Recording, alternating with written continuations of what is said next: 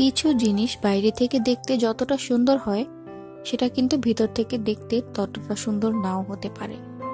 ঠিক তেমনি এই কমলাটা বাইরে থেকে দেখতে যতটা সুন্দর লাগছিল, ভিতরে কিন্তু এটা একদমই মিষ্টি ছিল না। তো এই থেকে আমরা কিন্তু শিক্ষা নিতে পারি, আসলে কাউকেই খুব বেশি সহজে বিশ্বাস করা উচিত না। যেরকম এই কমলাটা উপর থেকে দেখতে খুব সুন্দর ছিল, ভিতরে অনেক টক ছিল, এইরকম কিন্তু অনেক মানুষও হয়ে থাকে বা অনেক জিনিসও হয়ে থাকে যেটা উপর থেকে দেখতে অনেক সুন্দর কিন্তু ভিতরে তার অন্যরকম। তো এটাই হচ্ছে কথা। যাই হোক, আমার হাজবেন্ড একটা বাস আঁকছিল, কারণ আমার বাচ্চার বাস গাড়ি এগুলোর প্রতি ঝোঁক বেশি, আর ও যখন ড্রয়িং করে এইগুলোই করে। তো সে চিন্তা করলো ওকে একটা বাস খুব সুন্দর করে এঁকে দেওয়া যাক। তো এই যে আর্ট করেছিল, আর এটা দেখে কিন্তু আমার কাছে খুব পছন্দ হয়েছিল। আপনাদের কাছে কেমন লাগলো? বাসটা কিন্তু আসলেই অনেক সুন্দর হয়েছে। তো এই যে দেখছেন, আমার ছেলেটা অনেক খুশি হয়ে গিয়েছে। আর এটা ছিল পরের দিনের একটা ক্লিপ।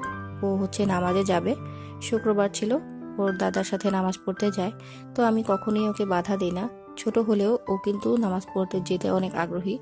আর এখন শুক্রবার ছাড়াও যায়, তাই আমি ওকে সবসময়ই যেতে দিই। আর এই যে আমি চিকেন ফ্রাই করছিলাম আর দেখিয়ে দিচ্ছিলাম যে ঢাকনাটা আছে, কিন্তু ওইটা আসলে ব্যবহার করাটা সবসময় আমার কাছে ঝামেলা মনে হয়। আর এখানে আমি একটু রাইস রান্না করব, সেই জন্য ভাতগুলোকে ঝরা দিয়ে নিচ্ছিলাম। তো সেটা আপনাদের সাথে আর শেয়ার না করলাম, কারণ রাইস রান্নার ভিডিওটা তো আপনারা সবাই পারেন আর দেখেছেনও।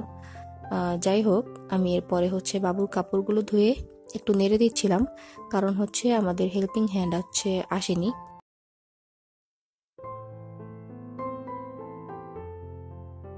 সেই দিন একটা রৌদ্রোজ্জ্বল দিন ছিল, আর শীতের দিনে যখন রোদ এভাবে উঠে যায় আমার মনটা খুবই খুশি লাগতে থাকে, কারণ আমার গাছগুলোও রোদ পায় আর দিনটাও একটু উষ্ণ থাকে। আমার কাছে কিন্তু খুব বেশি শীত কখনোই পছন্দ না, যতই গরম পড়ুক, কিন্তু খুব বেশি শীত আমার কখনোই পছন্দ হয় না। কেন জানি না, আমি শীত সহ্য করতে পারি না।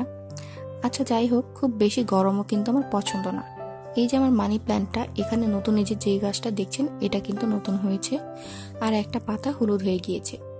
তো এই পাতাটাকে আমি আবার দেখলাম কিছুদিন পর সবুজ হয়ে গিয়েছে। সেটা কিভাবে হয়েছে আমি জানি না, হয়তো আমার হাজবেন্ড তুলে ফেলে দিয়েছে, কারণ হলুদ হওয়া পাতা সবুজ হয় কিনা আমি আসলে জানি না।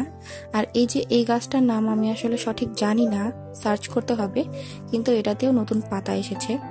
আর এই যে এটা হচ্ছে ছোট্ট একটা কাকতাড়ুয়া, এটা আমি এখন আমার পর্তুলিকা গাছের মধ্যে দিয়ে দিব, কারণ হচ্ছে চড়ুই পাখি এই দেখেন আমার গাছগুলোর পাতা খেয়ে একদম শেষ করে দিয়েছে। তো যখনই আমার এই গাছের পাতাগুলো খায় তখন হচ্ছে আমার গাছটা দুর্বল হয়ে যায়। তখন কিন্তু খুব সকাল ছিল। যাক, এরপরে আমি হচ্ছে রুটি বানাতে চলে এলাম। সকালবেলা আমি রুটি বানিয়ে তারপর আমার বাবুকে স্কুলে দিয়ে আসি, নাস্তা টাস্তা করাই তারপর, কারণ আমার ছেলের স্কুল শুরু হয় সকাল 10টা থেকে, আর ওই সময় ওকে না খাইয়ে এতক্ষণ রাখা যাবে না। তাই আমি একবারে নাস্তা বানিয়ে তারপর ওকে হচ্ছে স্কুলে দিয়ে আসি।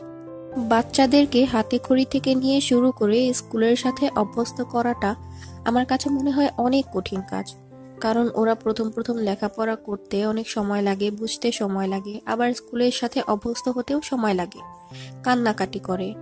আবার এই যে দেখুন, মনে হচ্ছে এই মাত্র ঘুমিয়েছে, এই ঘুম থেকে কি ওকে তুলতে ইচ্ছে করে?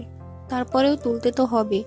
খুব মায়া লাগছিল, মনে হচ্ছে আরেকটু ঘুমাতে দিই, কিন্তু এই যে স্কুলের সাথে অভ্যস্ত করতে হবে, তাই ওকে আবার আদর যত্ন করে অনেকক্ষণ ডাকার পর ঘুম থেকে উঠাতে হয়।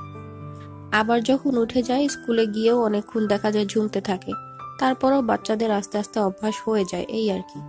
তো এই যে স্কুল ছুটির পর ওরা একটু খেলা করছিল, এটাই হচ্ছে ওর ফেভারিট টাইম, মানে স্কুল ছুটি হওয়ার পর কখন ও খেলতে যাবে সেই অপেক্ষাতেই থাকে। তো আমিও ওকে কিছুক্ষণের জন্য খেলতে দিই, খেলা শেষ হলে বাসায় আসার যে আনন্দটা সেটা তো আপনারা সবাই জানেন। আজকের মতো এতটুকুই, আল্লাহ হাফেজ।